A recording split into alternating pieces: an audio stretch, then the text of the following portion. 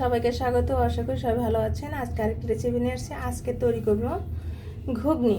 আমরা এখানে ডাবলির ডাল ভিজিয়ে রেখেছিলাম। আমরা এখানে 500 গ্রামের মতো ডাবলির ডাল ভিজিয়ে রেখেছিলাম। ডালটা অনেক সুন্দরভাবে ভিজে গিয়েছে, দেখেন খুব সহজেই ভিজে গিয়েছে এবং ফুলে উঠেছে।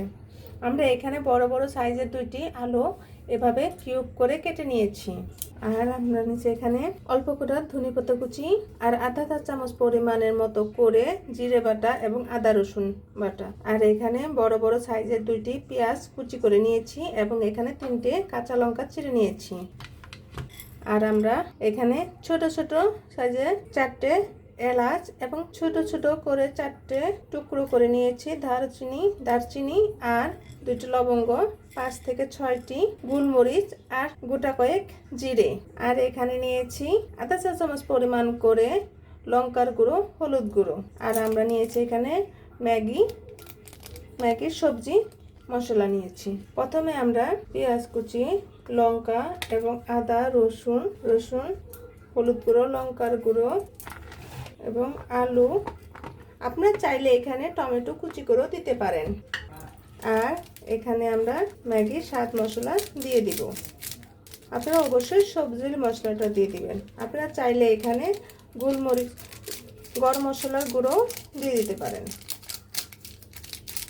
প্লিজ বন্ধুরা, এখনও যারা সাবস্ক্রাইব করেনি তারা একটু সাবস্ক্রাইব করে দিবেন এবং একটু লাইক করে দিবেন। আপনারা আমার পাশে থাকবেন। নতুন নতুন রেসিপি নিয়ে আপনাদের সামনে হাজির হব।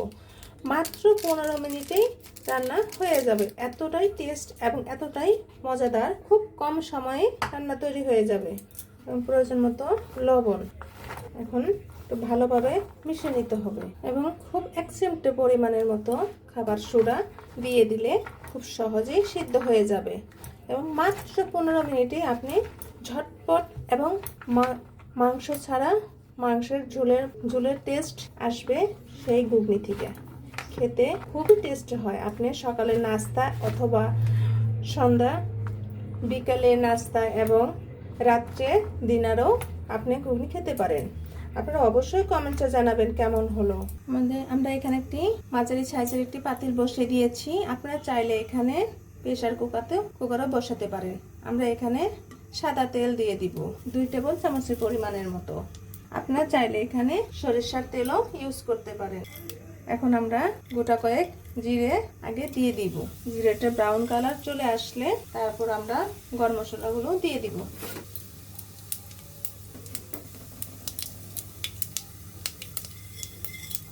এখন আমরা গরম মশলা দিয়ে দিব।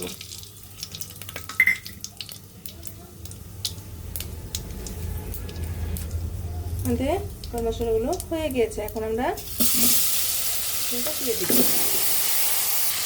এখন ভালোভাবে একটু কষিয়ে নিতে হবে। একটু ভাজা করে কষিয়ে নিতে হবে। আমাদের ঘুগনি ভাজা হয়ে গিয়েছে। এখন আমরা পরিমাণ মতো জল দিয়ে দিব।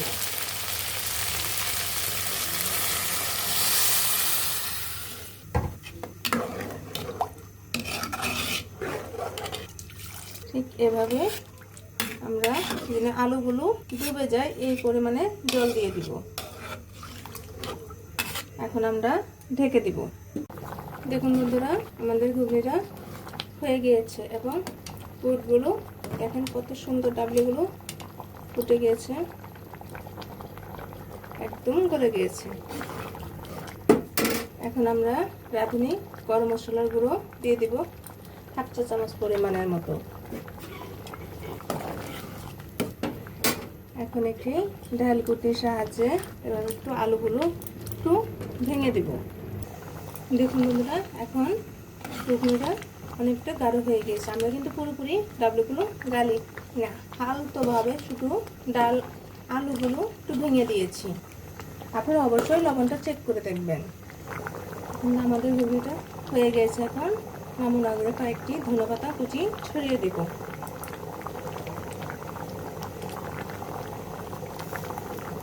এখন আমরা নামিয়ে নেব। দেখুন কত সুন্দর দেখাচ্ছে এবং খেতে অনেক টেস্টি হয়েছে। দেখুন বন্ধুরা, আমাদের ঘুগনি তৈরি হয়ে গিয়েছে। এবং গরম গরম পরোটা সাথে ঘুগনি খেতে খুবই মজা। এবং আপনারা ইচ্ছে করলে পরোটা না খেয়ে লুচিও খেতে পারেন। ফুলকো ফুলকো পরোটার সাথে ঘুগনি, গরম গরম ঘুগনি খেতে মজাই আলাদা। আপনারা অবশ্যই কমেন্টে জানাবেন কেমন হলো। আমি আপনাদের দেখাচ্ছি ঘুগনি। দেখুন বন্ধুরা, আমি একটি চামচের সাহায্যে দেখাচ্ছি কতটা ঘন এবং কতটা সুন্দর হয়েছে।